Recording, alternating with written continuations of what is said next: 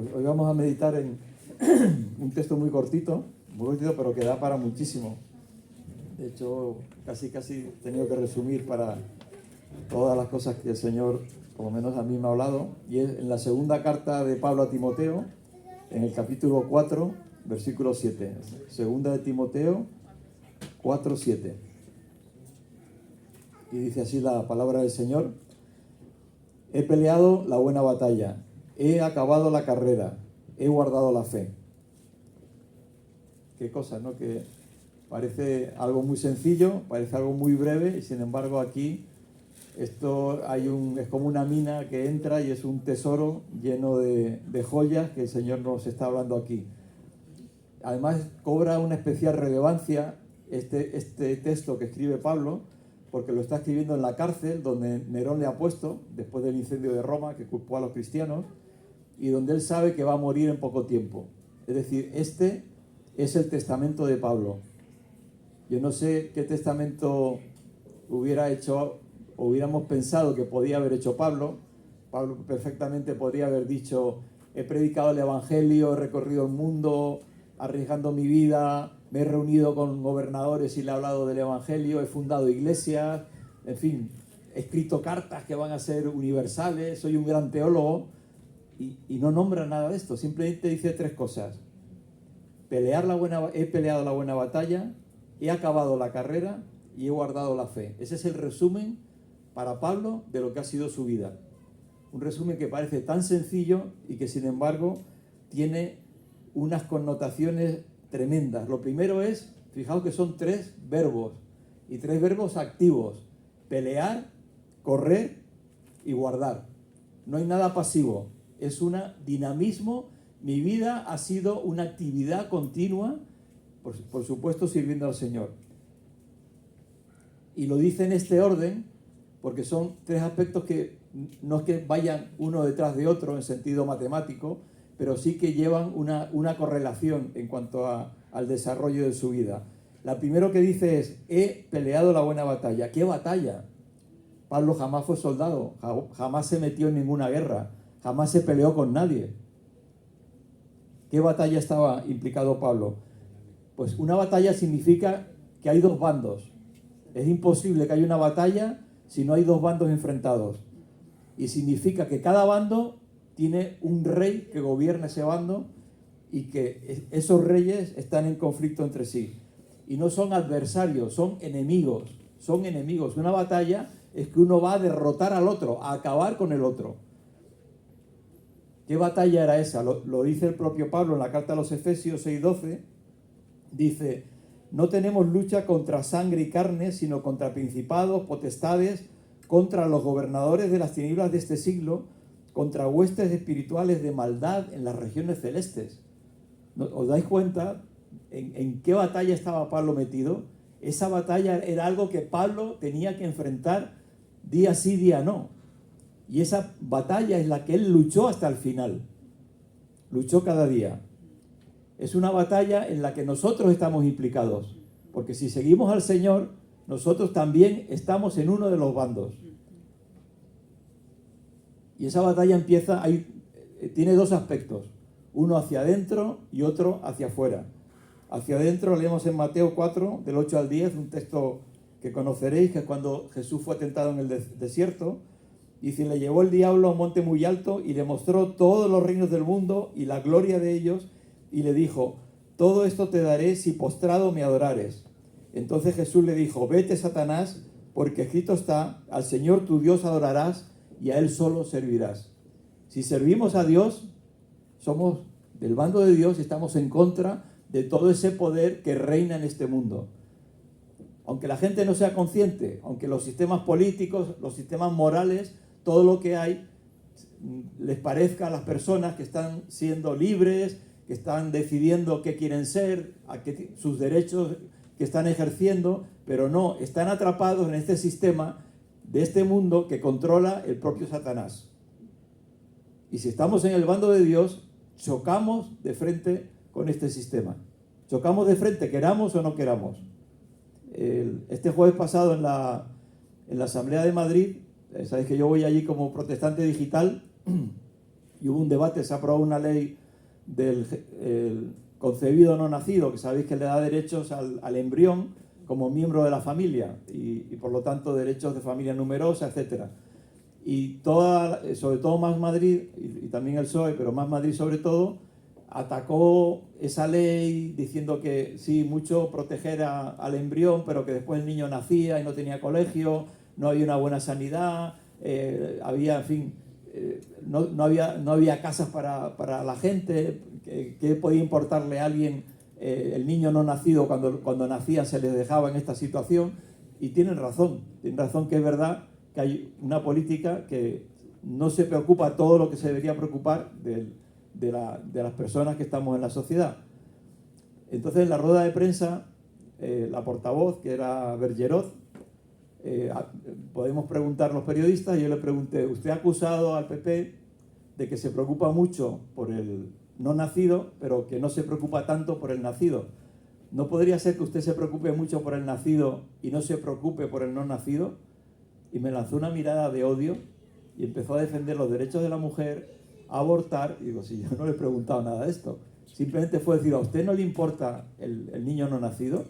Y no quiso contestarme, es decir, no le importa le importa su ideología, porque es la ideología de este mundo, y esa ideología choca con la visión de Dios, porque para Dios la vida humana empieza en la concepción y desde ese momento es un ser humano que tiene todos los derechos que hay que tener, y por supuesto que una vez nacido también hay que preocuparse de él.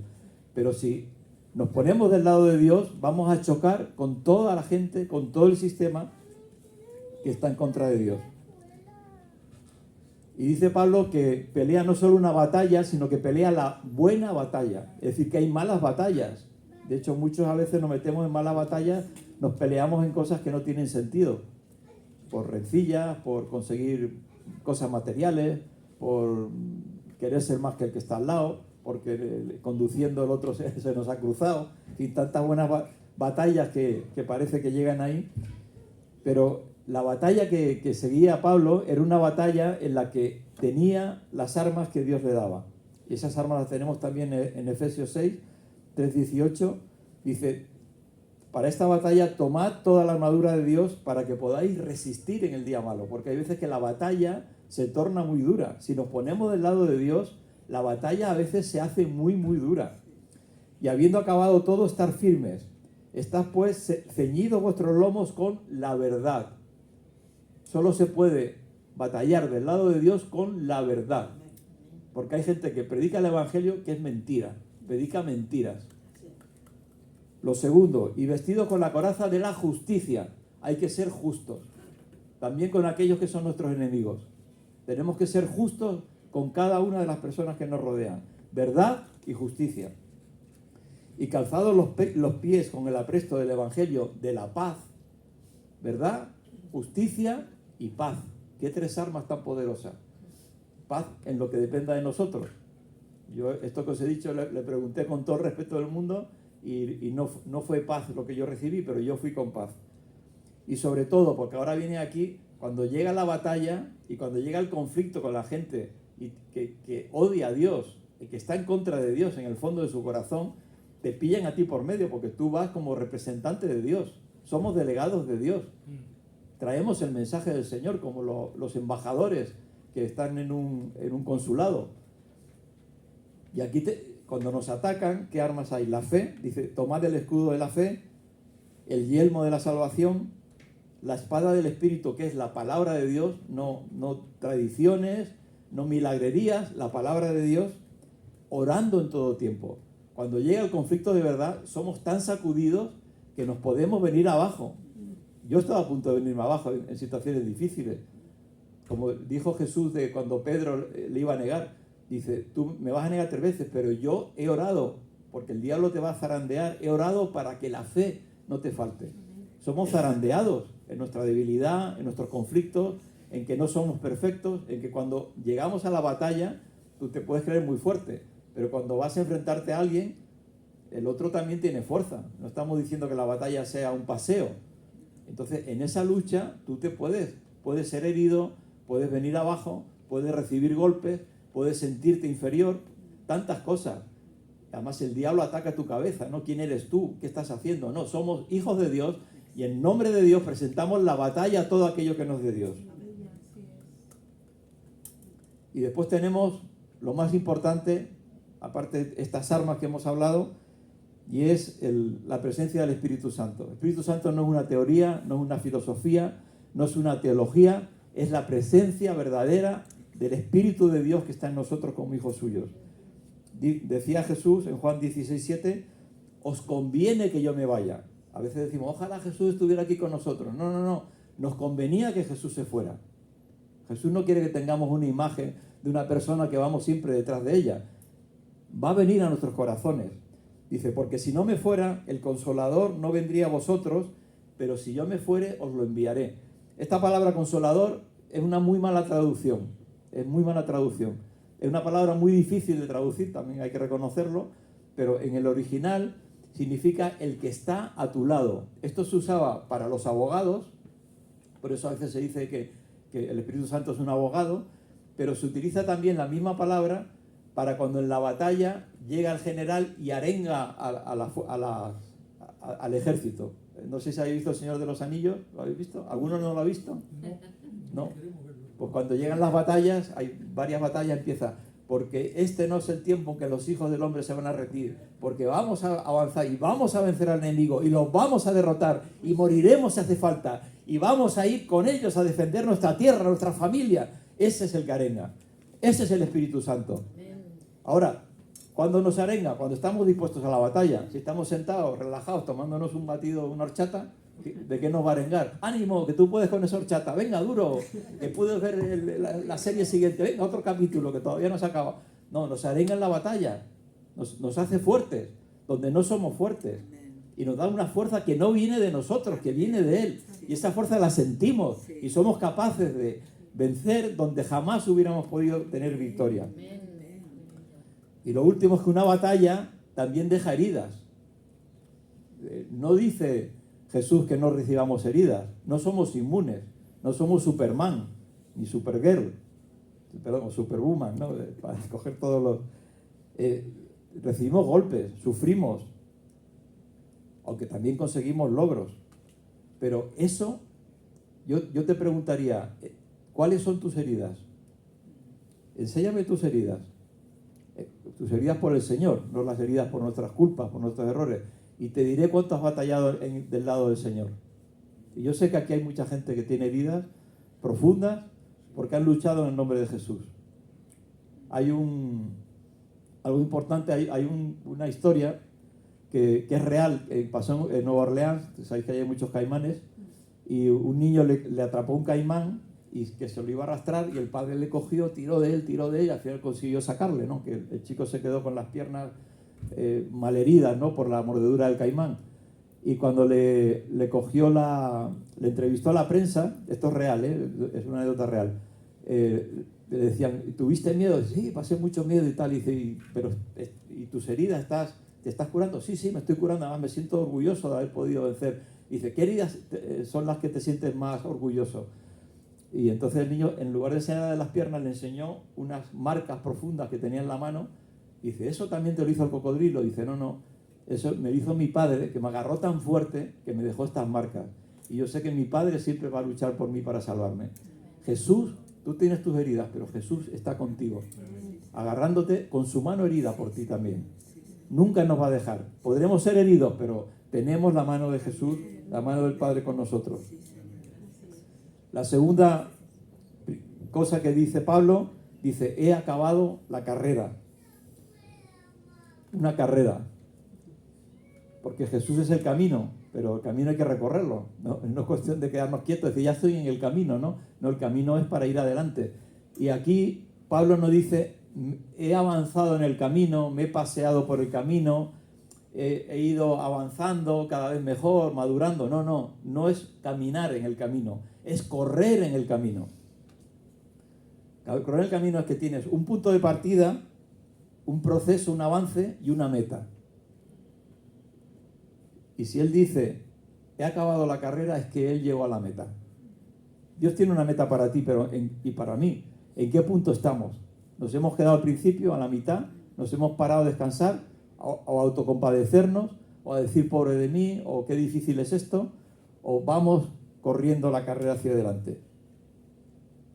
Y Pablo usa este término, lo usa en otros textos también en el sentido deportivo. Es una palabra de correr que tiene que ver con el deporte, ¿no? Que además en Grecia era muy, muy corriente. Y para correr, ¿qué tienes que correr? Practicar, esforzarte, abstenerte de cosas que no te convienen, a lo mejor unas ilícitas, otras lícitas, pero enfocar tu vida sabiendo que tienes que correr esa carrera, que es importante que vayas adelante, que tienes que llegar a una meta. Dicen en Hebreos 12:1, habla también de esto, dice: por tanto nosotros también, teniendo alrededor nuestro tan grande nube de testigos, despojémonos de todo peso y del pecado que nos asedia y corramos con paciencia la carrera que tenemos por delante. El que no está corriendo se va llenando de pesos. Y a lo mejor llega a estar tan lleno de pesos que ya no se puede mover.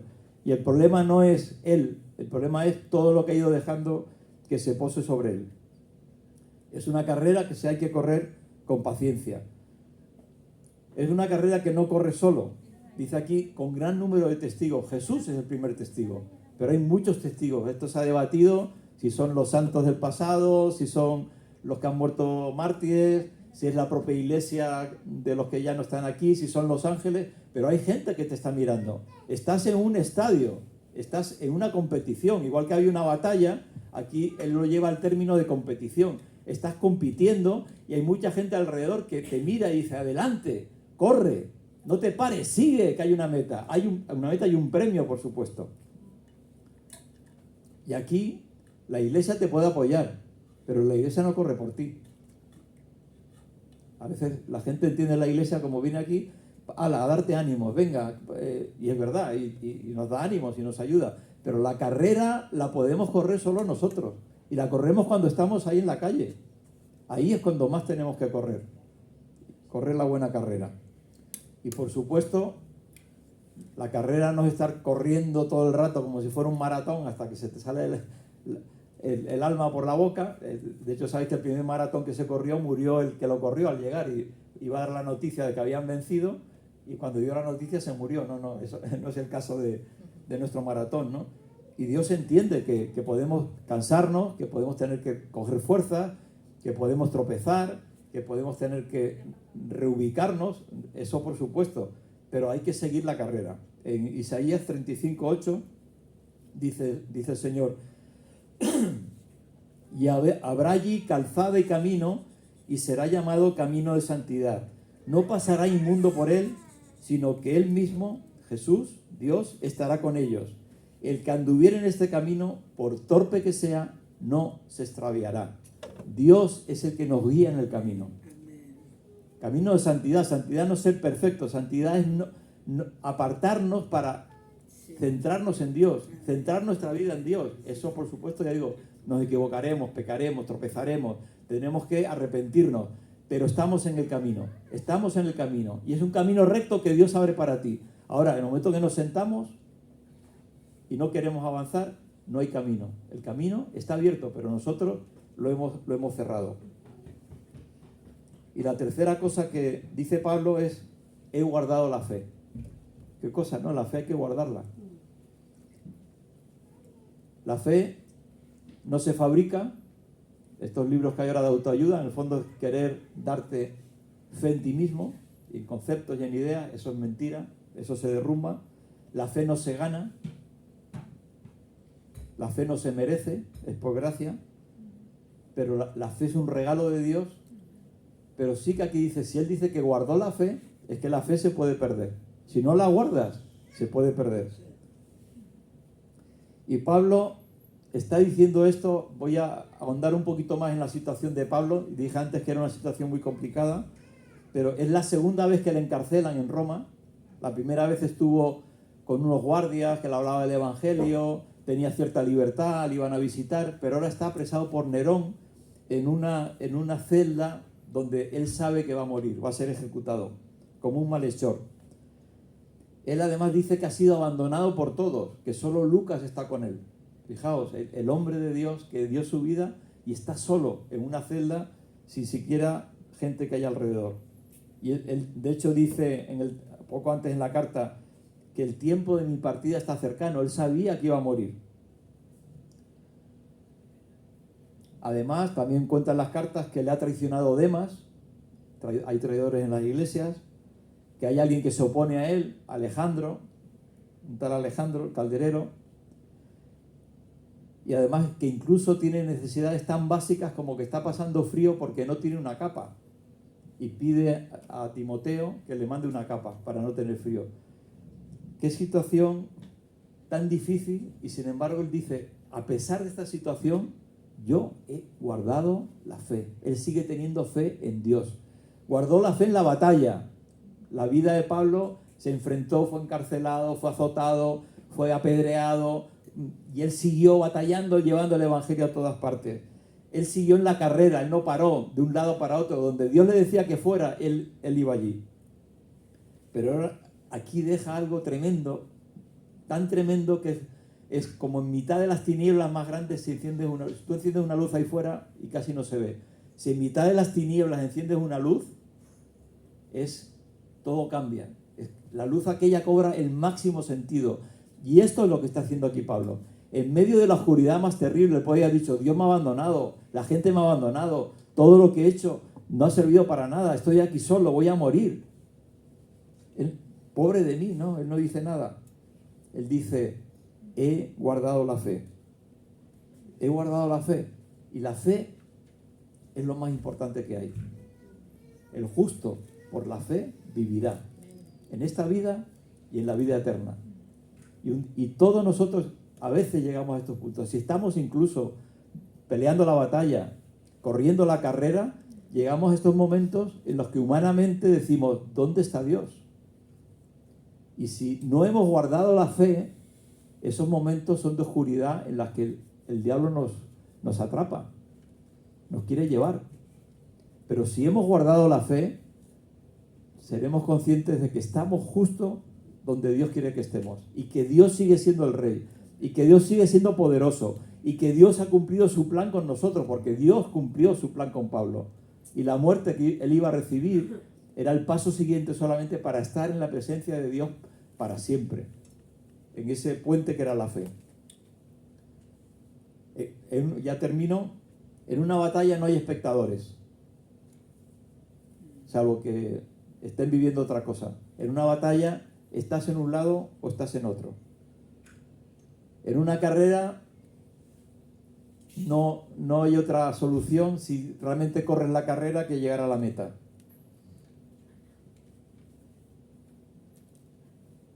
Y si hay fe, no hay pesimismo ni derrota, porque la fe no solo nos hace vivir, sino que la fe vence al mundo. Dice Juan en 16:33, estas cosas os he hablado para que en mí tengáis paz. En el mundo tendréis aflicción, pero confiad, yo he vencido al mundo.